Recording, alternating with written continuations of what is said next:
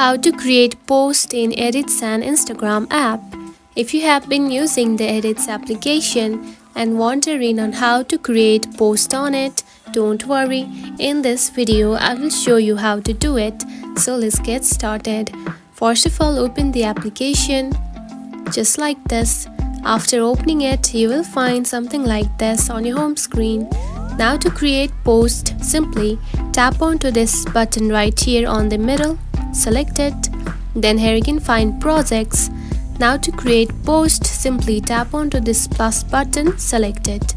Now from here you can simply choose photos or videos from your library and simply add it just like this. Now from here you can simply create a post and export it. And that's it. This is how you can create post into the Edits and Instagram app.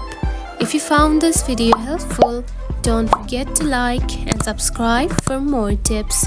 Thanks for watching.